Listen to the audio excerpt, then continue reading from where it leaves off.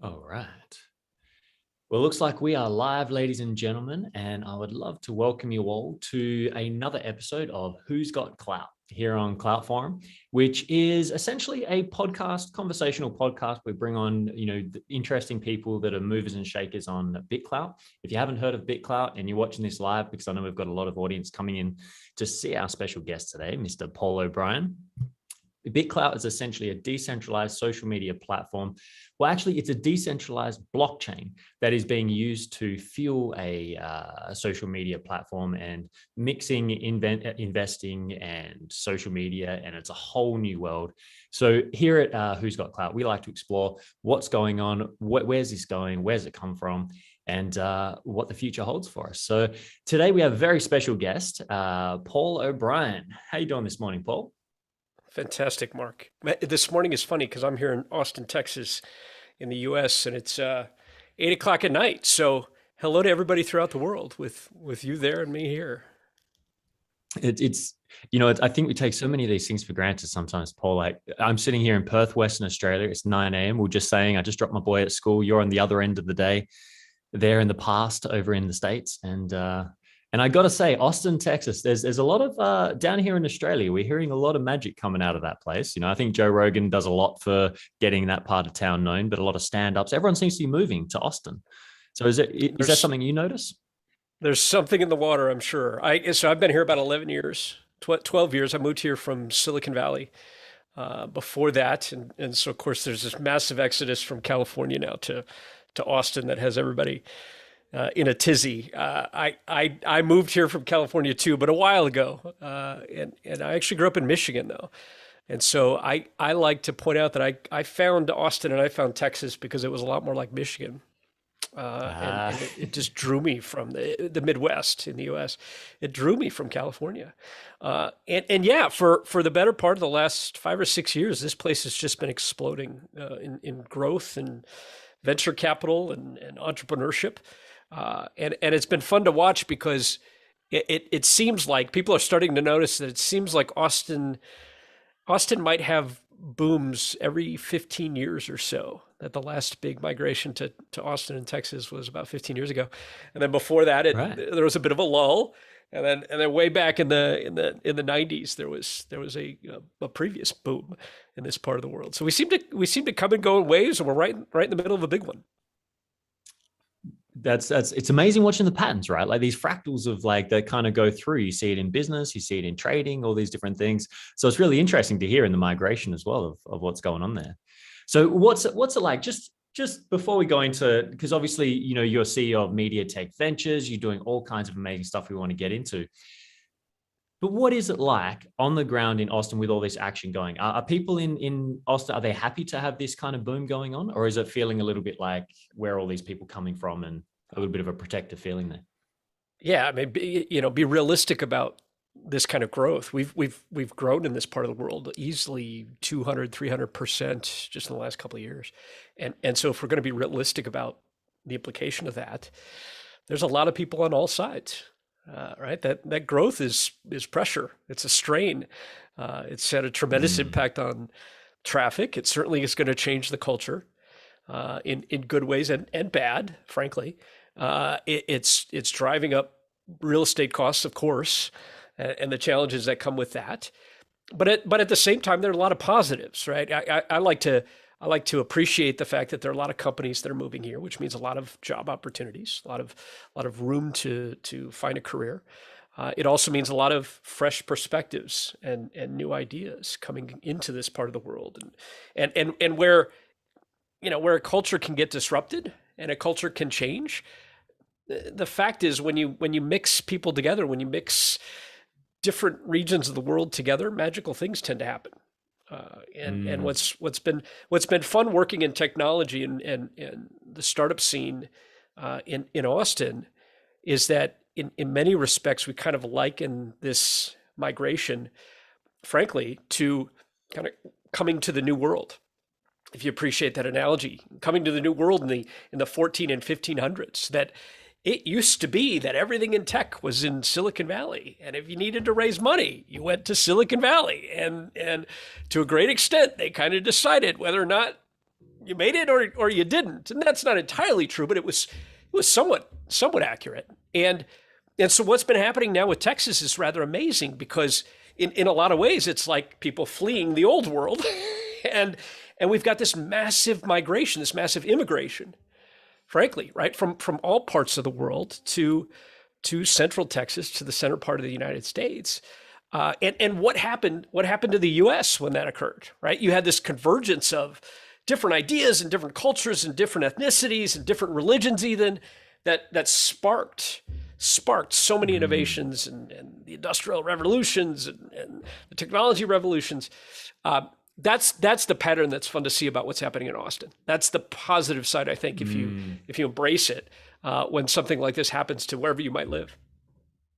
Yeah, no, I think it's a great point you're bringing up, right? And I think in the world that we're in right now with COVID and all the things that have gone on this last year, right? Plus then we've got, shortages in silicon and all kinds of stuff and all kinds of strange situations. But in a way, it seems like that has kind of loosened up a lot of the grip of the old mentality and some of the old ways of doing things. It seems like there's almost like a lot of fire and a lot of grit, to help kind of inspire, like you're saying, all these cross-pollinations of different people, different cultures, different ideas, different industries, and giving birth to a new way forwards. So is that an overly optimistic perspective, do you think, or? No, in fact, I'd characterize that, Mark, as a realistic perspective, not optimistic, and certainly not a negative outlook. That, I mean, you're in Perth, and here we are having a conversation over video that's being broadcast to the world through the internet. How likely was this 5 years ago? I mean, it could have been done, right? We would have used Cisco's webinar platform or GoToMeeting or something, and maybe emailed it out, and we would have directed people to a web page that they could have pulled up in order to watch our webinar, right? And in the span of just a few years, the world has gotten a lot smaller thanks to social media, and frankly, that's what drew me to BitClout and what is being attempted here and what's being developed here, that the pace of innovation in social media is neck breaking, truly neck breaking. I've been doing this for 25 years, and there were years there where we were all happy with MySpace, and then there was a decade there where we were all just fine. We were all just happy with Facebook, right? That it's moving at a breakneck speed now, where unless you're actively participating in what's going on, there's just no way you can keep up with the changes, with the new platforms, the new technologies, the new social media experiences. And you see that to a great extent. I mean, that especially in Australia, with the attempts to address the challenges in news on social media platforms, on Facebook, that governments now are struggling to figure out what to do with this stuff, because if they don't jump on board now and grasp what social media is and how it works and what it means for privacy and what it means for communications and what it means for free speech, frankly, right? Suddenly countries throughout the world have the ability to, the people of those countries have the ability to talk to everybody, everywhere. There are places in the world where that's not okay, but boom, right, it's done. For better or worse.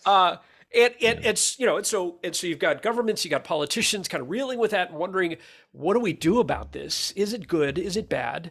What's it going to do to the economy? What's it going to mean to communications? What's this crypto side of it going to mean to financing and investment and wealth creation and value building and frankly, even business models in general?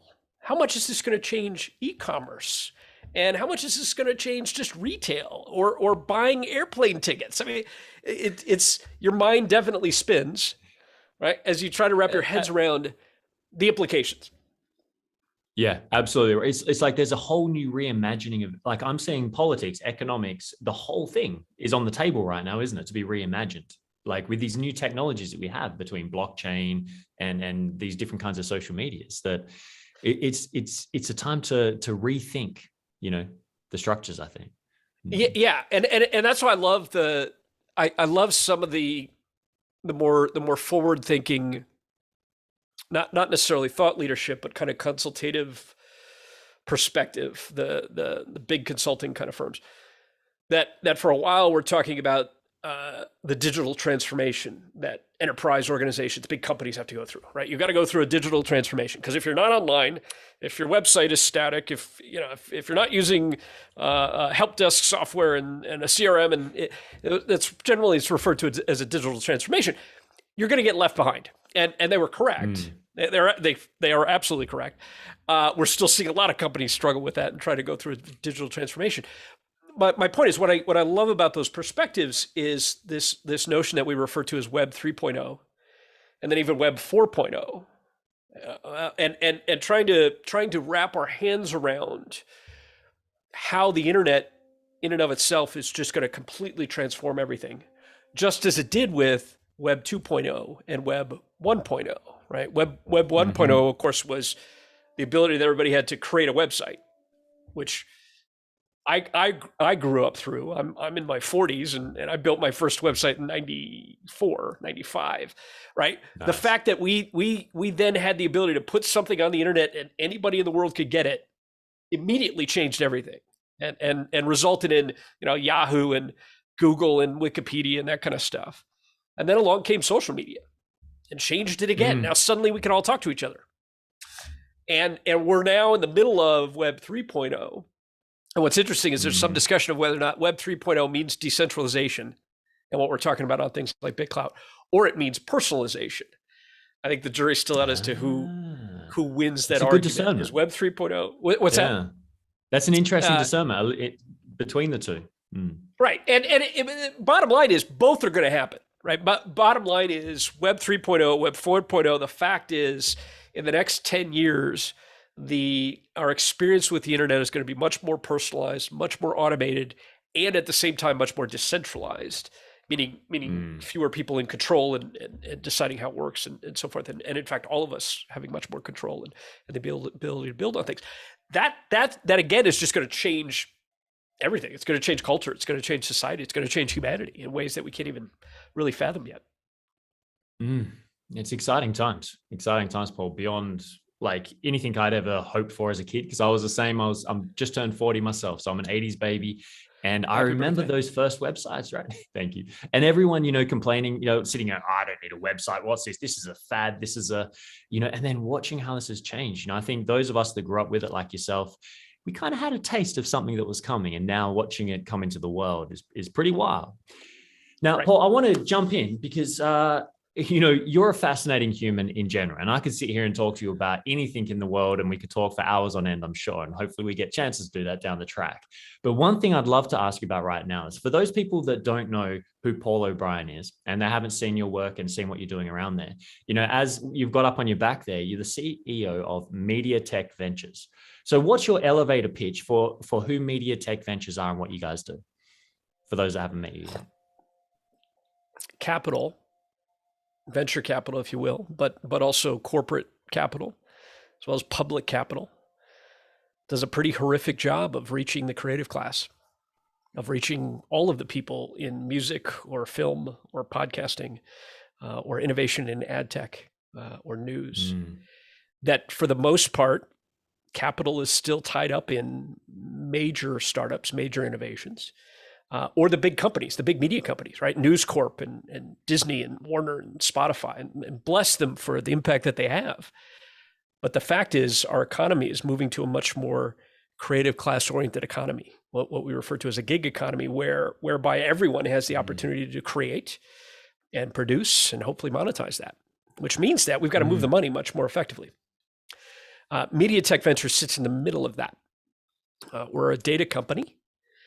We're a data company that built an incubator to teach founders how to more effectively raise capital, and then to fuel the use of that data on behalf of the capital class, to give the capital community, all of it, public and private and corporate, more insight to where the investments are going, where they could be going, where they should be going, whether that's within your city or a given sector of media, or by identifying the kind of startups that are working well. We help move the money. At the end of the day, whether or not the world is going to thrive in this new economy really depends on democratizing, on decentralizing, frankly, too, capital, right? Enabling people to have much more access to these resources that enable them to thrive on their own. we're a group of folks that are passionate about that. And Mm. and so we do quite a few different things to help make that work. That's it's one of the most heartwarming things watching, because we watch this world where, you know, the industrialization of things has centralized all this power, and it makes it very challenging for so many creators. And I think this is why, you know, having you on with Clout Forum is such a blessing. And I really appreciate you being here, because this is something that we see, right? In creators, they're often very right brain creative and come up with amazing ideas and things, but not always the best at managing money or pulling in the capital to get it going. And this is something that's been a big awakening for me as I've gone up in my age and kind of realized, you know, my Peter Pan attitude, that creator attitude it's all great, but these visions aren't much without resources, right?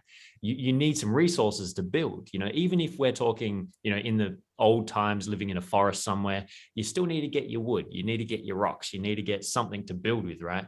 These days, we've made that much more liquid. You know, we've got money, we've got capital that we can move around. So MediaTech, am I correct in understanding then that the role that you guys are really playing is helping to kind of focalize those resources or create opportunities for the creators to learn how to access those resources so that they can help make their visions become real? That's a great way to put it. And I would even point out, though, what's been exciting about what we're doing is that while it seems like what's needed is more education about the capital, more education about how to raise money and where to raise money and so forth. Ironically, but perhaps not surprisingly, for those of you that work in media in some way, ironically, what we've found is much, much more important is actually teaching about media to the media professionals, to the creative class. That were studies of, there's a gentleman by the name of Peter Drucker who in the 70s and 80s had a lot of perspectives on the economy and leadership and so forth. He's written some great books. He had this one observation that we love to highlight. There are only two things that create value in business, in every business. There are only two things that create value: innovation and marketing. Do something different and distinct and better, and marketing. And he didn't really explain what marketing means, but he went on to say, and marketing is the most important of the two.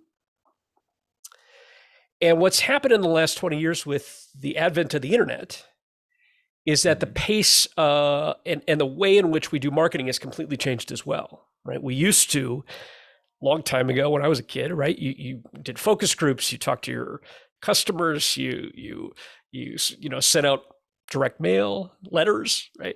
You did telemarketing, you called people. It was very traditional. The internet broke all that, right? The internet gave us this massive data set on demand. The internet gave us websites. The internet gave us podcasting. The internet gave us the ability to blog and create content. The internet completely changed the way that marketing can work. And what got lost in that transition is our ability to teach people marketing and teach people media to the same extent that we used to, because now it's the internet and it moves too fast, right? How do we possibly teach everybody to create YouTube videos and build LinkedIn properly and do social media on Twitter and by the way, you need to be blogging and you need to create advertising and you got to learn how to do advertising and right that there's just too much of it because it's exploded in terms of what's possible.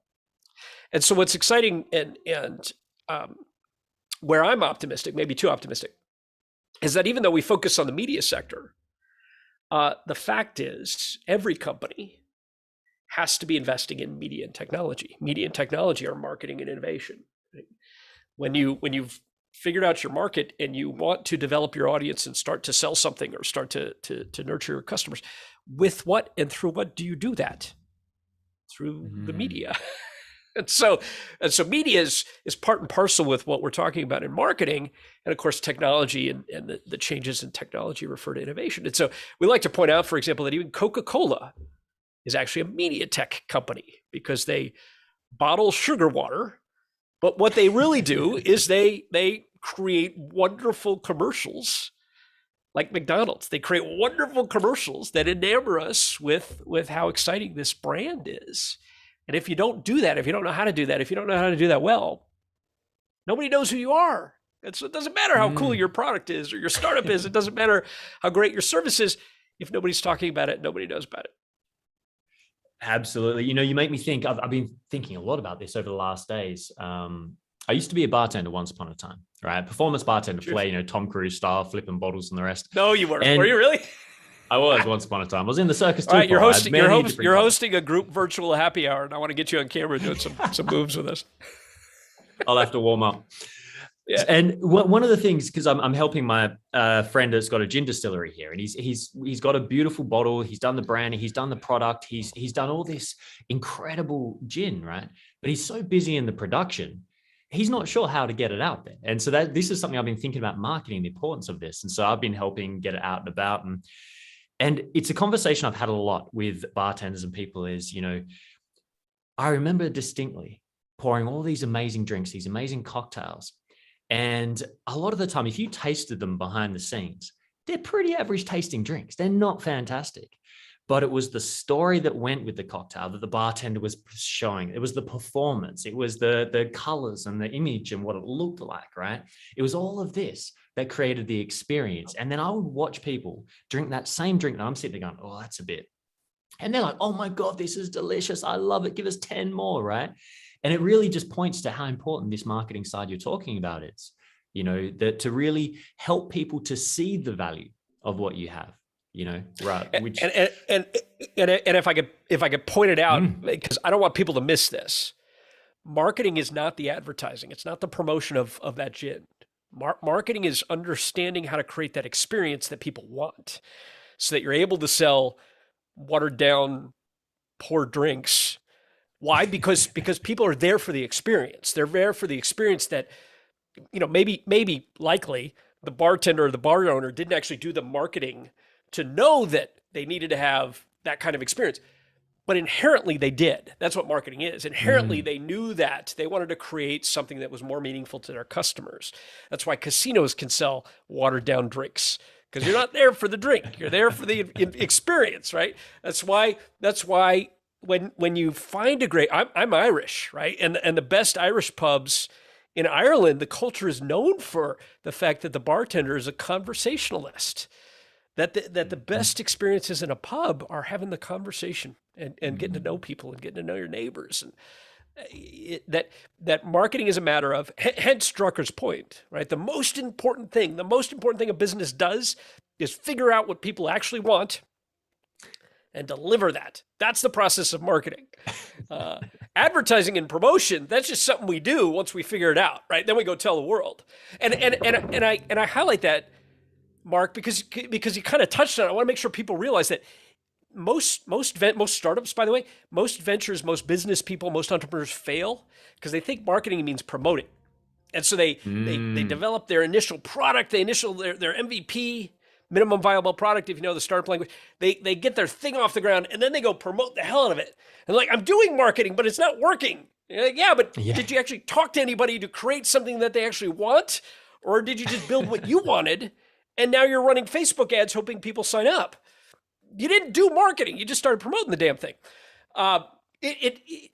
It's really simple to appreciate and grasp when you hear it, but it's not simple to do, right? It's not simple to learn. It's not simple to master. It's not simple to keep up with it. And in a nutshell, big nutshell, that's what MediaTech Ventures is passionate about. We're passionate about the fact that creative class and the capital class struggles to connect. Why? Yeah. Not because they don't know how to raise capital. They struggle to connect because they've actually lost sight of how to properly use the media, how to properly market what they're doing so that they actually create something valuable that is fundable and meaningful. Real simple, fun example. One of my partners, John Cesaro, he's up in Chicago. And he was a professional musician for a decade, successful band called Train Company. And so his background's entirely in music. Mine's not, but his background's entirely in music. Well, in the last 20 years, the way that you develop and produce an audience in the music business has completely changed, right? You used to go on tour. You used to have to print a record, produce a record. You'd get on the radio. You'd go hang out in the radio station and you'd jam with the DJ or the host, and right, and you'd get attention to your music. That's completely changed. What's changed is the marketing and the media, right? Because now, thanks to the internet, now if you're a musician, you want to be successful, you have to know how to do social media. Do you? You can create your own video. Do you know how to do that? Right? You probably should be doing Instagram. You any good with that? Right? Or are you going to have to hire all that out? If you have to hire it all out, you're probably at a disadvantage. But if you're an artist, a musician that knows how to do all those things, it's very, very easy to start to develop your audience and a customer base and a fan base. And that's what enables the cities and the companies and investors to get involved in what you're doing. No. There we go. Accidentally muted myself there, Paul. It really is making it possible. Like it's kind of like we talk about equality out in the world, right? You know, so it's a heavy topic out there, but in a way, it's like what we're seeing is equal opportunity opening up, right? For people. It's like, you know, there's anyone can get out there and be heard now, whereas before it was difficult, you know, to get things physically in front of people and radio stations, etc. Now, literally, like right here on Clout Forum, we've just created and you know, a vision in a sense. We've created a place to come, and then it just grows from there. And literally anyone can do this now, right? But that comes with its own challenges, doesn't it? Well, it you know, it comes with its own challenges in the sense that you can't be everything to everybody, right? You can't communicate everything for everybody. You can't be right about everything all the time. And so the challenge is that our stepping out and trying to be a voice and trying to teach and trying to share and trying to introduce things has risk involved, right? Has risk involved. It does. You know, what if you accidentally press the mute button? Oops, right? as a simple, silly example of it. But yeah. being out here and being a part of social media and being a part of the industry of communication and media does have that risk of being wrong sometimes, right? Or saying the wrong thing or not knowing everything. And yet what we're such huge proponents of, and why I was honored that you guys asked me to join you on the show is we have to do it. We have to get out there and talk about this stuff. Social media is pretty understood by most people these days, and live streaming and podcasting is reasonably understood by people these days. But your show and what we're doing here together is on a blockchain platform related to cryptocurrency called BitClout. You know how many people understand what that means? Like 1% of the population, maybe. Right. And so if we don't get out there and do this, if we don't have these conversations, if we don't socialize this stuff, if we don't teach this stuff, you're right. What you end up with is not equality. You end up with inequality because people don't know. They don't have the access. They don't have the insight to what's going on. Right. How many people aren't investing in Bitcoin or Ethereum or BitClout simply because they don't get it? Right? They don't get it. It sounds like hype. Really good point. It sounds like hype to most people because nobody's explaining it well, right? When you sit down with somebody and say, explain that to me, they're like, well, on the blockchain, and it just goes over everybody's heads. They're like, what? I have no idea what you even explained to me. I just want you to tell me why I should put money into this thing. And so it sounds like an investment. It sounds like a risk or a gamble, right? That we have to talk about it. We have to explain what's going on in the BitClout community because some of us get it because we're early adopters. We're risk takers. We understand it a little bit, but most people don't get it. And the only way that they're going to get up to speed and have the opportunity to take advantage of the same things that we do is to inform them, is to communicate to them, is to do Clout Forum and talk about this stuff and share it with them and sometimes be wrong, right? Sometimes say, no, I'm sorry, that's not how it actually works. I was mistaken. Yeah. But at least I'm out here trying to talk about it, right? At least I'm trying to introduce it to you so that everybody can learn and figure it out with me. Absolutely. It's that healthy skeptics mindset, right? Of you know, a true skeptic as opposed to what people call skeptics. You know, someone that comes in just, I don't know what's right or wrong. Let's see. Let's have these conversations. Let's explore this. Let's see where we're going. Because what draws me into BitClout, and I want to get into what draws you, but what draws me in here is we're seeing, to me, an open what do you call that an artist has? An open canvas right? With all these new colors that we've got to paint with and we get to create with. And that's where I love to live. I love to live on that edge. Hence I got into extreme sports and all different things, because I love that energy when humans come together and there's that fire, that kind of, edge where people are courageous and they're standing on the edge and they're willing to try the new things, right? And would I be right in saying that the startup community is full of that kind of energy in a way? Oh gosh, it certainly is, right? Yeah. The very definition or the distinction I try to evangelize, the distinction of an entrepreneur from a business owner, because they're not the same. A lot of people think they're the same thing. They're not the same. The distinction is the entrepreneur is always willing to put themselves at risk to try new things, to solve problems. And often that means starting a business, but it certainly doesn't always mean that.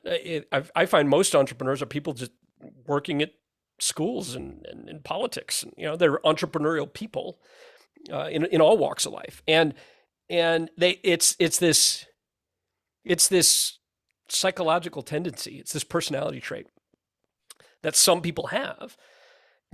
Y'all in the audience, you probably know somebody who like who I'm talking about, probably maybe me, right? It's that person that almost annoys you with how they're always distracted or fixated with other things. Like, oh, I'm going to go fix that now, and oh, I'm going to go do that now. And what do you mean we need a plan and a roadmap? And no, let's just do it. Let's just change it and see what happens, right? That to me is what characterizes an entrepreneur, and it's that group of people that tend to be those early adopters that yes, are here because they know something's wrong, right? They know something's wrong, whether it's with NFTs, or it's with monetizing music, or it's with social media. They know something's wrong, or it's just the underlying value of other cryptocurrencies, right? What's different, a little bit different about BitClout. See, trip up the words, but if we don't have the conversation, what's a little bit distinct about BitClout, of course, is that it is a coin, but it's got this underlying value, this underlying ecosystem that's built on this platform that was originally a social media experience, right? So it's different, and so you sort of led the question, what drew me here? Well, that's not just a coin; it's something else. Let me go figure out what the something else is. Let me experience this network, this social media, this thing that I'm hearing about, that isn't just putting money into cryptocurrency, and it isn't just minting something. I don't have anything to mint. I'm not a creator in that sense. It's not true. We minted something for today, but I'm a social media guy. I was on Facebook like the day it launched, and I was on MySpace. I was on Friendster, way back when, right? So I'm a social media guy, and some of you will even remember something called Clout, which was literally trying to figure out the value of people's social networks 20 years ago. Not that long, 10 years ago. I was on Clout. And so when this BitClout thing emerged and I heard crypto and tokenization and creating value for the creator class and for your posts and social media, and with what I know about decentralization and blockchain and so forth, I just thought what was being built or attempted here had to be brilliant in some way. And I had to get involved and figure out what that might be and what we could do with it. So it was really curiosity, like following the White Rabbit in Alice in Wonderland and seeing where it goes and what's coming next. Absolutely that. I took the red pill. Yeah. Sure, I'm glad you remember which one. I keep forgetting, is it red or blue? Sooner or later, I'm going to sit down and remember that. So how did you hear about it? How did BitClout come into your world when you're at MediaTech and you're doing startups and you're doing this stuff? Yeah, I honestly, the only way to answer that is by sharing a little bit more insight to what we are and what we do. That we're in the business of paying attention to this kind of stuff and knowing this kind of stuff. So I'm probably unusual. Not rare and certainly not unique, but unusual in the world that I'm the type of person, and Ted Cohen in Los Angeles on our team, and Christy White's here, and Marlon, we're the type of people that are just fixated and oriented to this industry, and generally everything comes to our attention soon enough, right? We're pretty heavily involved in South by Southwest and CES and California and Europe, all the big media innovation conferences, and we run our incubator throughout the world. And so we certainly don't know of everything immediately when it happens. I was not a part of the original BitClout community. I'm relatively new, which is why, again, I'm grateful that you guys had me on the show, because there are a lot of people that are very, very active on BitClout who've been there for months beyond when I got there. I jumped in feet first and started creating a lot of stuff, and I hope I've been embraced. I like to think I have been. It's been a warm community, but yes, that's what I was looking for, right? Was something that converges these experiences in a different way. And since we're in the startup space and we're in the innovation space, the news comes at us. VCs ask us about things for the sake of opinions and perspective. Consultants talk to us about, what's going to happen to machine learning in the film industry, and we share opinions. And so we get to check out this kind of stuff usually before most people, which is a lot of fun. I could imagine. Sounds like a wild playground that, could you imagine growing up in high schools, being taught that these kinds of things are actually a career opportunity? I sit back and think, I remember looking in the career book, and I think flight attendant was the best I could come up with as a teenager, because I thought, well, at least I get to go to all these different places, right? And then I was too tall for that. I'm 6'5". And so I was, yeah. Whereas, could you imagine that the life of an entrepreneur, these opportunities, these kinds of things in the modern day? I would love to see what the career book's going to look like in 5 years' time. I have kids in high school now, and it's actually a wonderful question, because what I've noticed is that when I was a kid, we still kind of taught what are considered the trades, right? We had an auto mechanic school in the high school. And so you could still learn the trades to a great extent in high school, and people weren't all pushed into college. What got me into a lot of this, by the way, was that I helped launch our high school radio station back in 1991 or whatever, however old I am. Right.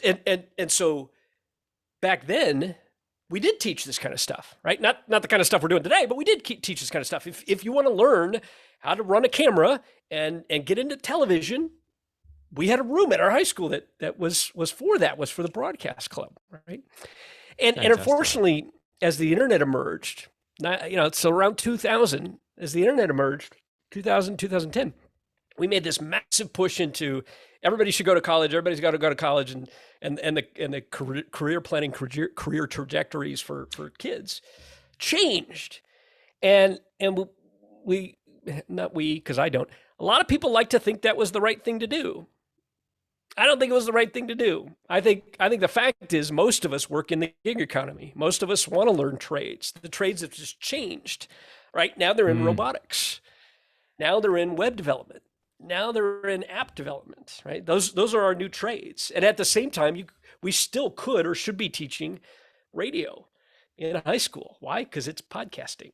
And we still should be teaching television and broadcasting. Why? Because now it's just YouTube videos and producing digital video or over the top, right? Go get a job with Netflix. How?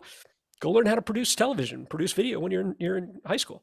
That I think we are getting back to, Mark. I think we are getting back to recognizing and appreciating that our high schools need to get back to those skills that are important to be meaningful and employable right out of high school, regardless of what you want to do with your future. That Mark Cuban and Jack Ma, it was Jack Ma at the World Economic Forum, pointed out that if we don't continue to teach people the humanities, if we don't teach people history and art and sports, humanity is doomed to extinction. And his point was kind of amusing. His point was, look, we're building robots and we're building AI and we're building machine learning. We're basically building the technology to do literally everything that we need to be done, except for the creative side of humanity.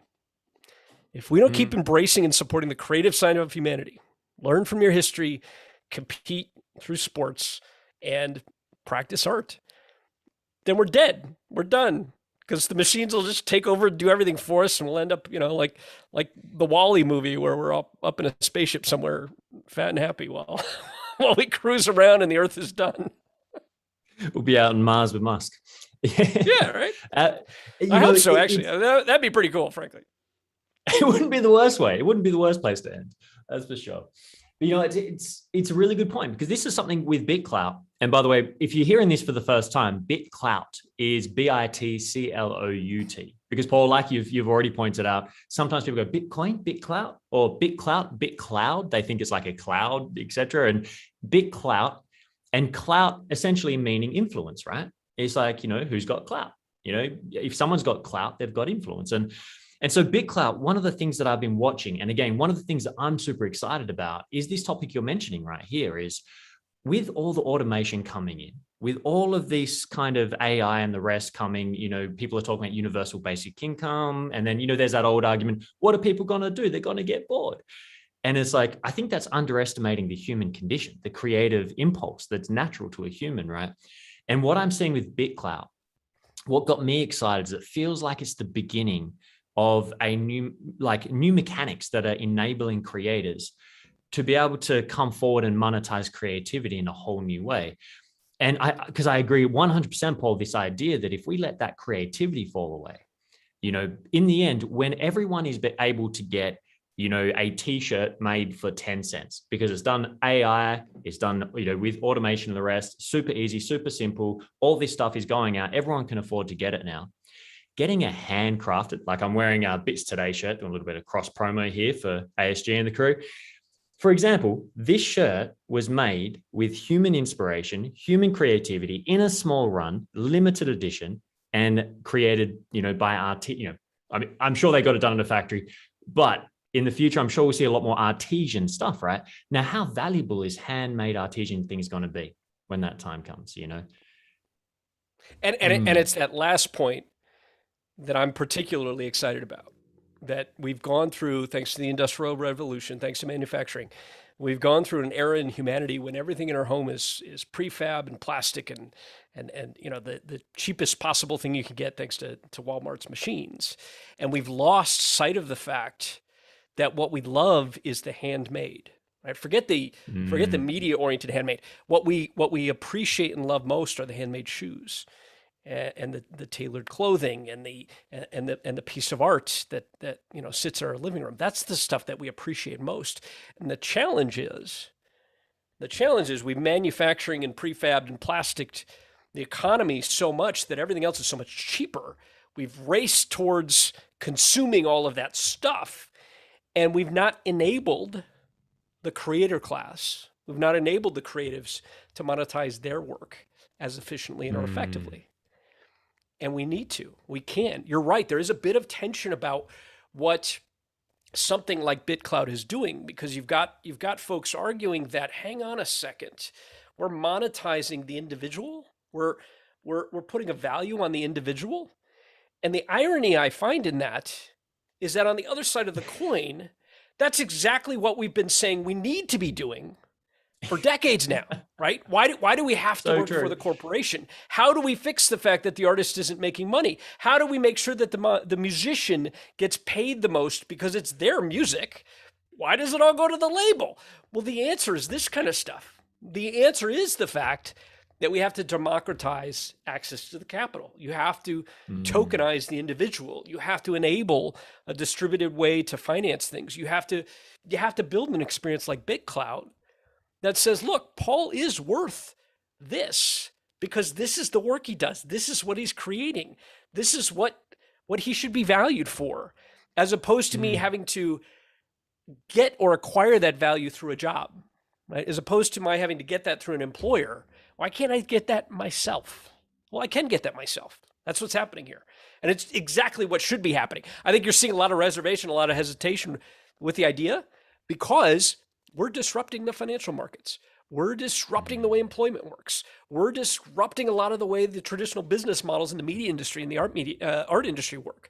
That's a lot of people who are going to go, oh, no, you don't want to trust that. That's not a good idea. We don't want it to be that way because that's not good.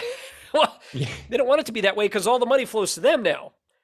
Well, now all the money's going to flow to the creators, which it should be doing. So join us here because it's an exciting time to be here because it's still early in as Mark and I have been talking about it, early in building it, in understanding it, in the participation in it.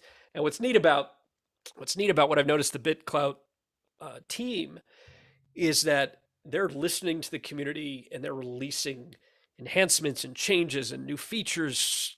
God, almost every other week at this point. And so it's actually exciting to not know what's going to be here in a month. Like, great, I like it the way it is. It's pretty cool. And I know that in 2 weeks or in 3 weeks, they're going to release something else and we're all going to go, oh, that's brilliant too. Great. Let's go support that as well. Absolutely. It's the strangest thing. I've been in, I think it's about 170 days now, right? Which feels like 5 years in this BitClout world. And it's one of the most beautiful things that I've noticed in myself is the more that I engaged with the community, with the platforms, watched how the developers have said things and then played them out and how they've stepped up. I have over time developed a real faith in this community, like seeing that this is the potential of decentralized. It's almost like it's in a way, it's a decentralized startup, right? Would that be fair to say? I believe so. And actually, that's why I love that you have these conversations and you're having these conversations and that we talked about how the discussion of this stuff is as important as the promotion of it. That, to be frank, I'm not even sure, right? I know that there are a couple of folks in particular who are directly involved in getting this kicked off. I don't know how much of it is what we'd actually call decentralized, right? I know it's on the blockchain, and yet there's an entity type for my startup friends. There's an entity type referred to as a DAO. DAO. See, I pronounce it, and then I'll also say a distributed. I don't even remember what the acronym means. Somebody text us and remind us, a DAO, where essentially it's a decentralized organization. I'm not sure. I don't know if BitClout is a decentralized organization or not. I think so. I think I've seen some of that stuff. I've got some friends that have built that kind of thing. Thank you, from Alex Roken. What's up, Alex? Decentralized autonomous organization. Thank you. It works. It works in the sense that there really is there's no ownership of control, right? That it's again, the way to educate and talk about this stuff so that the 99% learn about it. What is a decentralized autonomous organization? Take a co-op, a cooperative model, take a nonprofit kind of model, and take an open source kind of thing, an open source kind of technology, and mush that all together in a way that nobody actually owns the company. That's sort of what it is. That's sort of what it means. And they're increasingly incredibly popular because they're fundable. They support tokenized cryptocurrency. And so a lot of people are looking at these models to figure out if, is this the way to build an organization that truly is, not as capitalist in the negative sense that people talk about it, and is much more of a worker owned, everybody owned. The more we build this together, the more value it creates for everybody. It certainly is the latter, that the more we develop this together, the more it's going to mean something meaningful to everybody. And that's a great extent to why we're here, playing with it and building Absolutely. With it and participating in the community the same way that you have, Mark. Well, and I got to say, Paul, we're very stoked to have you and your team and everyone you're bringing with us, because one thing that I'm watching is, the intention of BitClout is to become fully decentralized over time. But as with anything, as I'm sure you of all people would understand, is when you first begin something, you can't just unleash it to the masses straight away. And so it's slowly more and more. And the more people like yourself, right? The more people like us that come on board, and everyone watching this, if you're intrigued, get on board in BitClout and think of it like you're arriving at a festival a week early. You're hanging out with the stall holders, the entertainers. You're getting to be backstage. Don't expect it to be all perfect in that sense. Still great. And then you get to be part of building it together with us. And the more of us that are taking part, the more decentralized it becomes, the more open it becomes, and the more that we get to decide. Right. And you know what I love, Paul, is we can stop blaming governments for not doing it right, blaming corporates for not doing it right. Now we can take responsibility for it. And we can blame ourselves if we're not. That's right. It's on us. If we don't like it, build it differently, right? Build a feature, build a version of it. Stand up a node.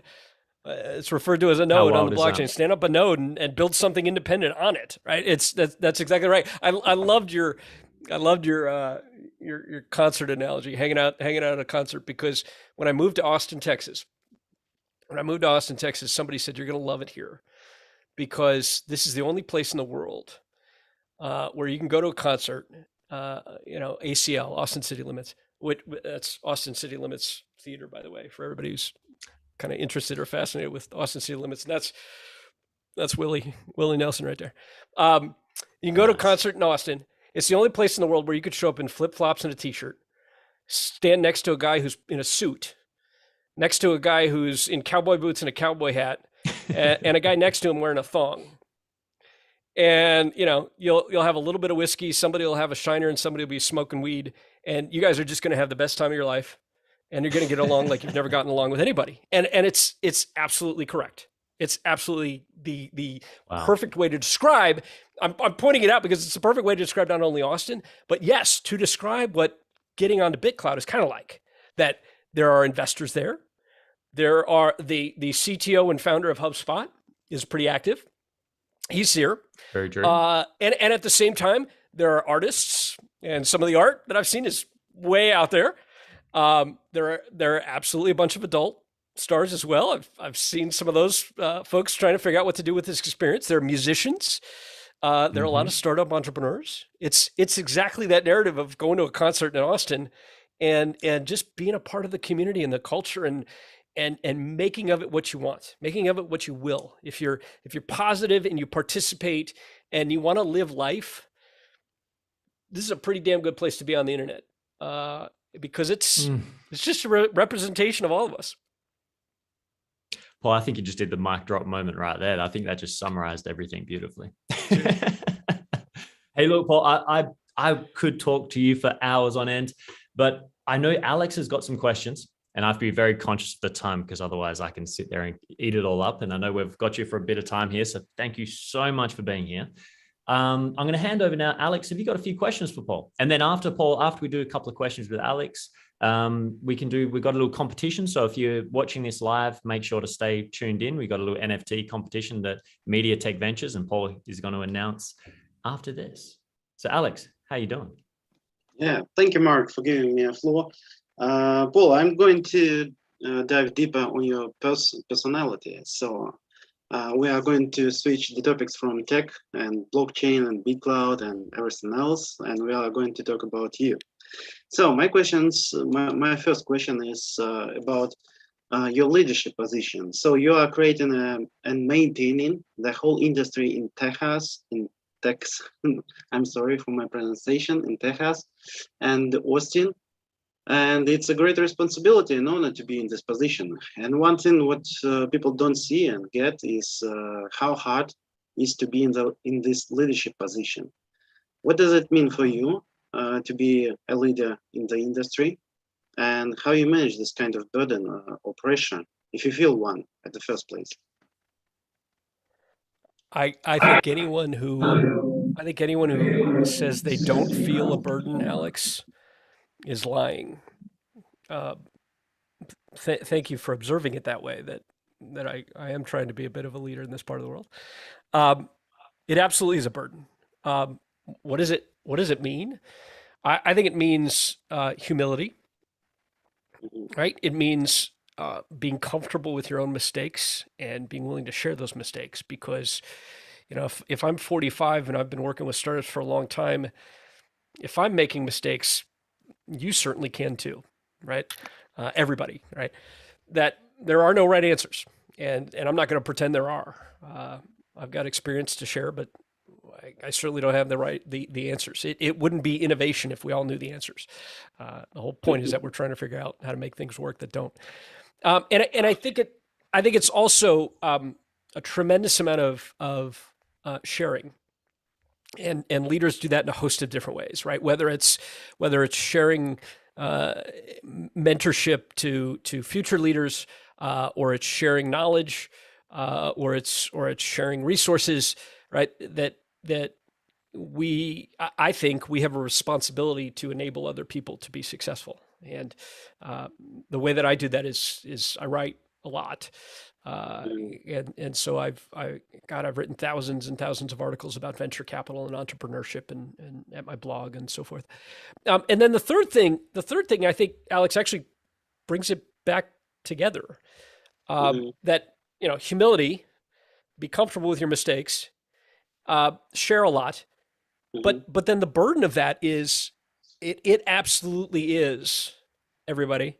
It absolutely is a mental health burden. Mhm. It is perhaps insurmountable pressure.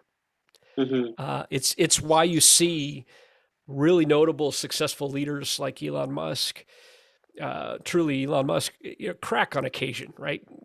Mhm. Go off the rails or say something or drink too much, because the attention is on you, and you're going to make mistakes, and you're going to say the wrong thing, and but at the end of the day, the attention is on you. Everybody's looking at you to make sure it's right and it's helpful, and and so when you get something wrong, or you neglect something, right, Mhm. or you don't do good enough, you don't support everybody well enough, that's hard. It Yeah. hurts. Um, and so so that's why I think in my conversation with Mark, hopefully it came across that all we could do is our best to start the conversations, to have the conversations, to fuel the conversations. And Texas, I knew what you meant in Tejas. We call it Tejas too, but Texas, yeah, in Texas, um, I do like to hope, and I think it's true. A big part of my role is connecting people. Mhm. That's sort of my leadership personality, if you will. I built a bunch of the social media communities for Texas. I pulled a whole bunch of incubators into the state. I try to get involved in as many programs as possible.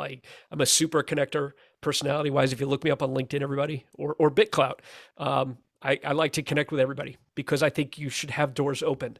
And the way doors open is through people that have doors that can leave Mhm. them open. Well, I have doors and I can leave them open. So they are. Reach out and say hi, and let's make sure you've got access to people. Yeah, and if you allow me, I would add the first bullet to your list is how to remove the stress of it. So, what's the best way for you to remove the stress? I know you are Irish, and I'm pretty sure that you like beer. So, what's your favorite one? And I'm pretty sure you love doing sport or watching sport as well. Because Well, no, but believe it or not, um, no, I'm celiac, so yay me, I have that health problem too. So no, I don't like beer. But you're right, I'm Irish, so I drink Jameson with the best of them. oh, And my team knows that pretty well. Uh, on that front, I'm not much of a sports guy because I grew up, again, I'm 45 for those of us joining later, which means I grew up when the PC was emerging. I grew up before the hmm internet, and I obviously have a pretty outgoing personality because I was in theater and I was in radio and that kind of stuff. But that outgoing personality is developed. It's not hmm really who I am. I'm much more of an introvert. I'm a video gamer.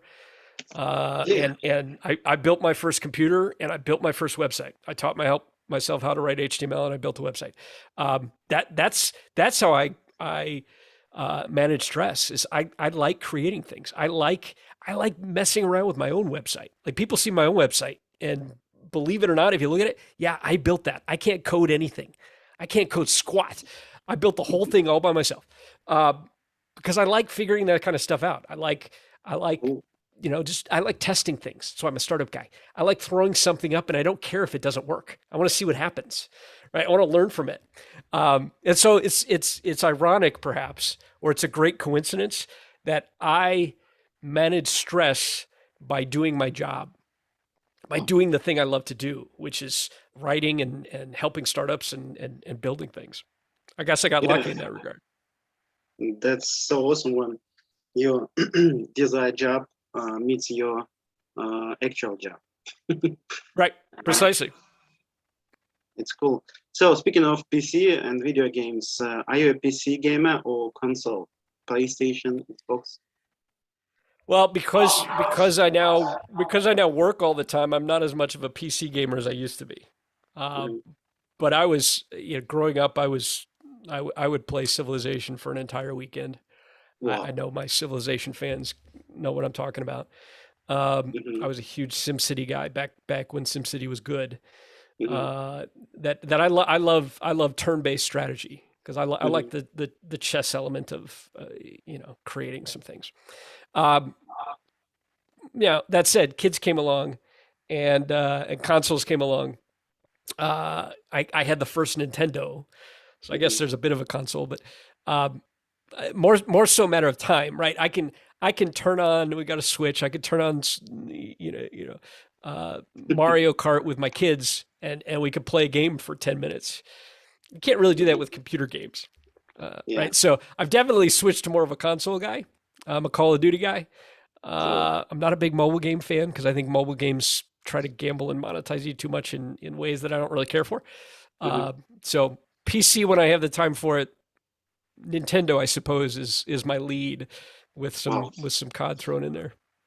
Cool. And have you noticed this phenomena called blockchain games? I haven't actually. We've got a few startups. So right at MediaTech Ventures, everybody, you can register. You can get on our community. You can get on our platform. We're looking at how to connect it and integrate it with BitClout, which is a big part of why I'm here. Right now it's separate because we're still working on it and trying to figure it out. But on that community, of course, we're seeing a lot of startups and innovations in gaming and NFTs and film and video and so forth. And there, by the way, you can pop into one of our incubators, fill out an application and join us. I've seen just in the last, 3 weeks, a host of blockchain-oriented game initiatives, easily 25 or so. And so whatever's going on in the tokenization of games or NFTs in games or how blockchain's going to impact games, it's too early for me to say because I'm the more pragmatist trying to teach everybody how all this stuff works, and I work more on the venture capital side of things. So I don't get as involved in the the extreme innovation side of things. What's coming 5-10 years down the road. I'm aware of it, but I'm not as familiar with a way that I can comment on it. I'm really excited though to see what some of this stuff means and will mean. We've got a startup, for example, by the name of Libernet.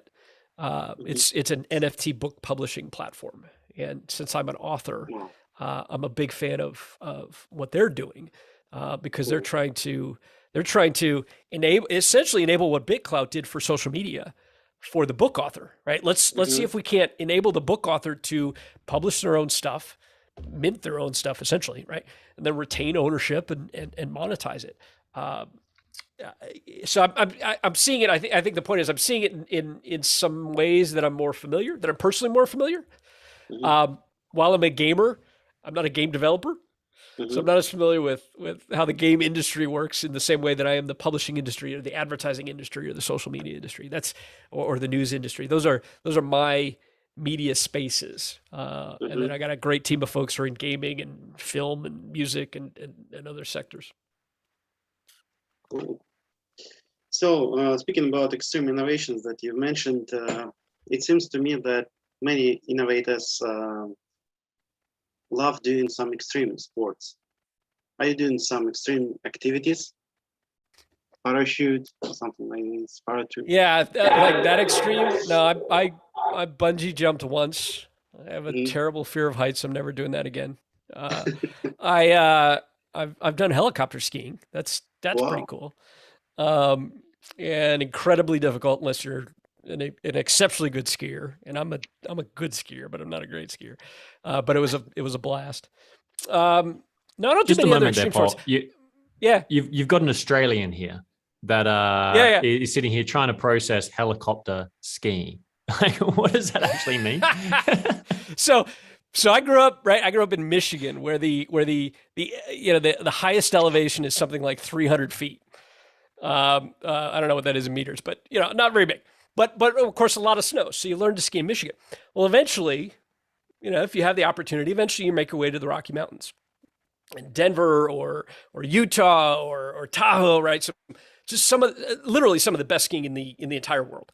and we're talking massive elevation up in the mountains, and the chairlifts only go so high.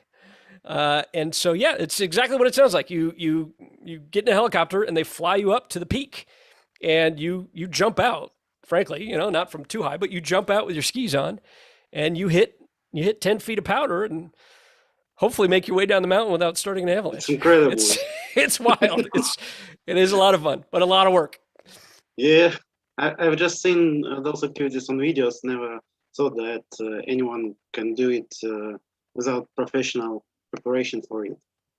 And you're doing just for fun. You're right, Alex. It's really not something that takes a lot of training, right? If you can ski well enough, all you're doing is falling down a mountain. So good luck that you don't kill yourself. You'll be fine. I'm actually not into extreme sports too much. I love water. Believe it or not, because I live in Texas, and Mark, speaking of Australia, it's not exactly known for a ton of water outside of the ocean. Where I live in Texas, where I live in Austin, actually is incredibly wet. There are massive lakes right around us. There's a big river that surrounds where I live, and so we kayak a ton, water ski. I'm a big swimmer. My whole family's swimmers. I couldn't live in the desert. Which ironically I did for a while. I couldn't live in the desert. I'd dry out too much.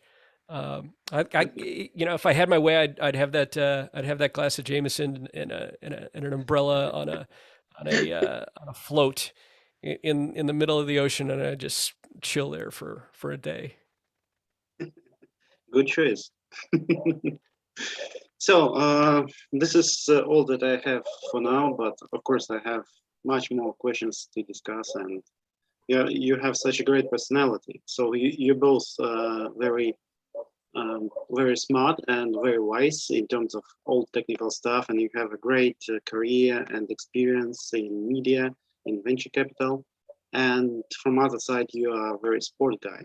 So, and from the other side you just know how to relax. And I like your pitch about Jameson. I like this too. Well, thank you. It's the beer. Speaking of which, and thanks, Alex, for that, man. It's always, I love this. I love the poll. We're kind of settling into the Clout forum flow. Like with BitClout, we're all finding how is this going to birth itself into the world? And Alex, I love working with you, brother. He takes care of so much in the background, Paul. And it's so nice to hear your voice, my friend. So thank you for that. And on the Jameson, I've got a comment here on YouTube. So I thought we'd just give some shout outs before we announce this competition, Paul, to close off this awesome little session.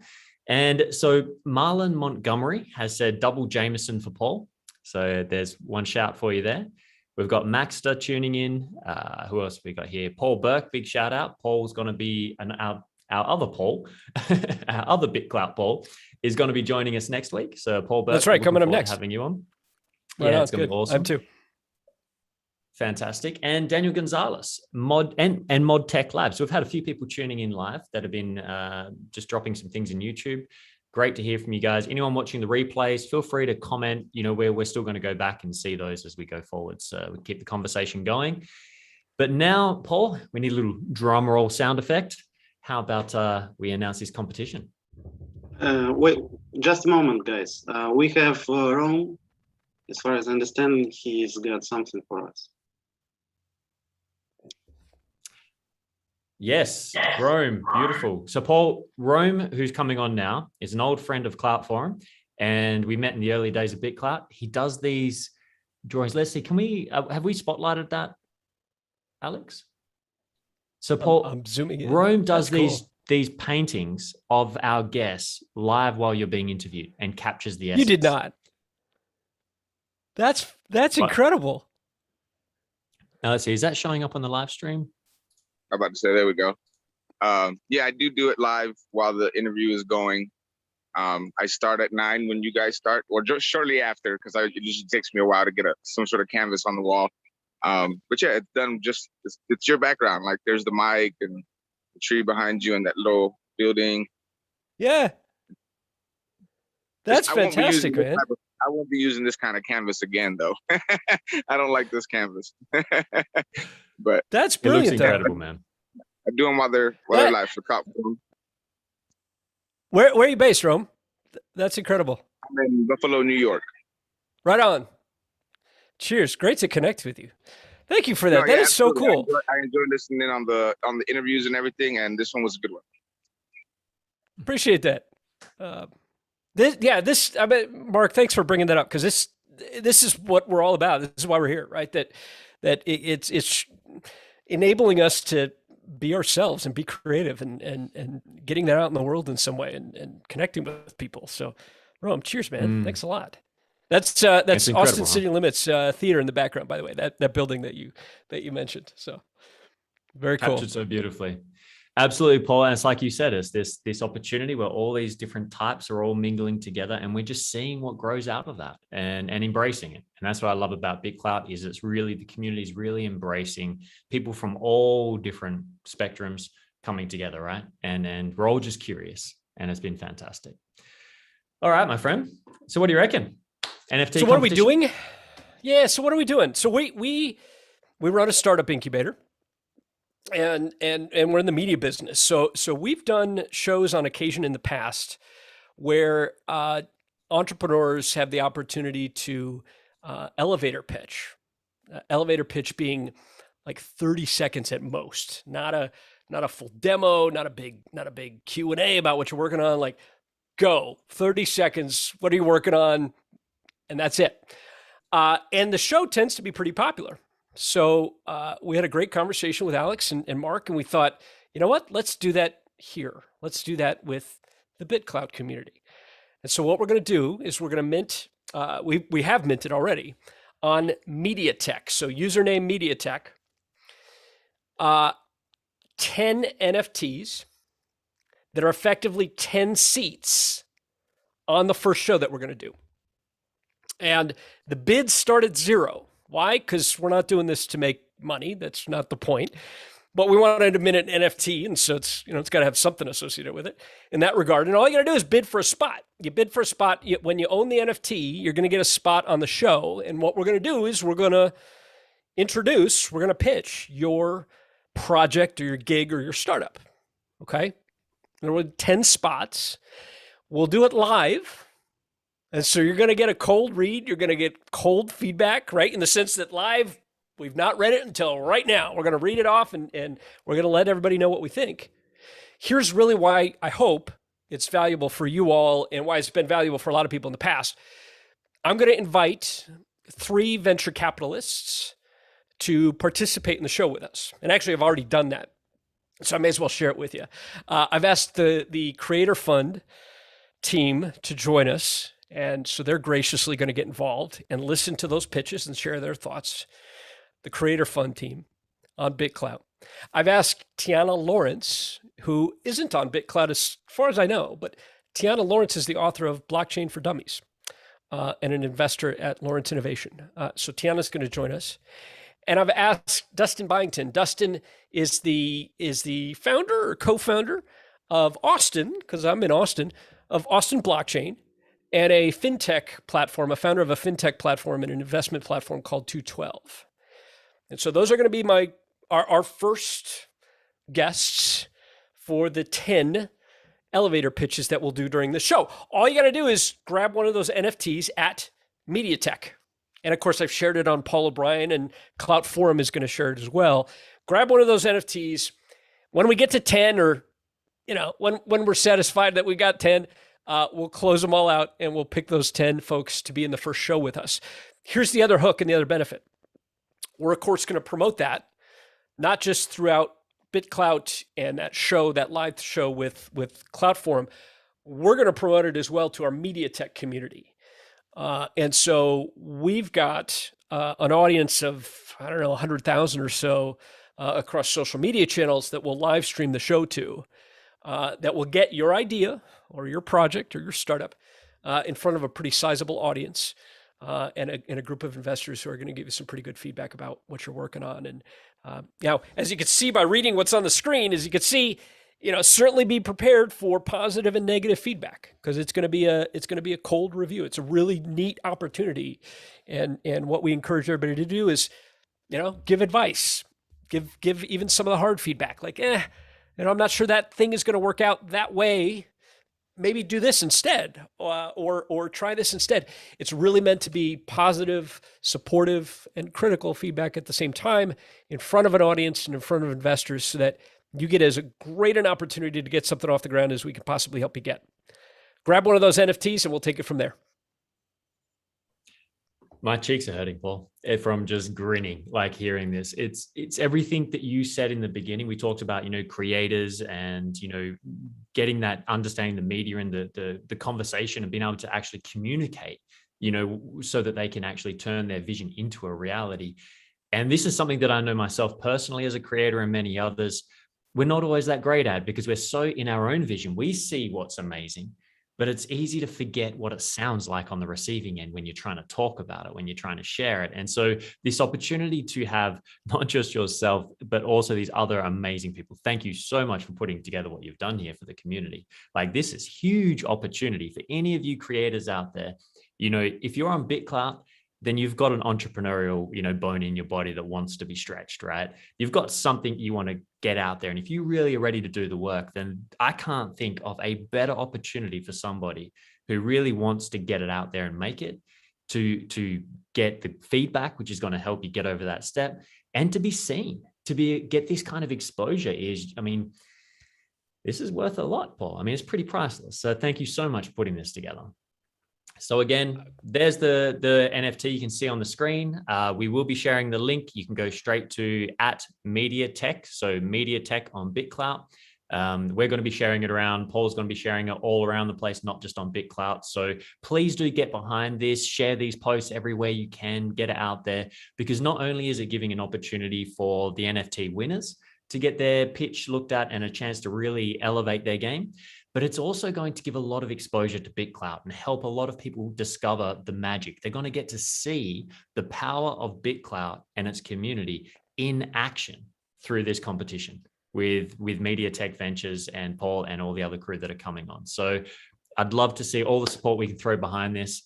And with that, my friend, thank you so much for being with us today, Paul. Any last words for people out there when they're coming into BitClout, or any last kind of things you'd like to throw in before we finish up? Honestly, Mark, you wrapped it up as best as I possibly could. This entire experience has been evidence of what I'm passionate about and what we're doing here, that I've gotten a chance to talk to you and meet you and Alex and Rome. Thank you very much. And I've seen some of the folks chatting with us. Thanks to media and media technology. Brilliant. And we don't have all the answers about BitClout, but you're right with what we're doing with this NFT experience and the show we're going to produce. We're going to try to help expose and talk about and share more of what's being done here, not just to promote it, not just to sell it, but to help teach people, to help people understand how this works, and to bring more of the community to the table so that they can participate in what we're doing too. You wrapped that up as well as I could. So thank you very much. Join us on MediaTech Ventures. I'm grateful that we're able to participate in what's going on here because of what we do, that it's so interwoven with all of this stuff that this is my home. Boom. Thank you, we're Paul. glad to have you here, Paul. Yeah. Thank you, Alex. Thank you, guys. It was just an amazing talk today. Awesome. And there is no enough words to express how I'm grateful and happy that we are going to hold this huge event. Mark have said enough about it. So thank you, guys, and tune in.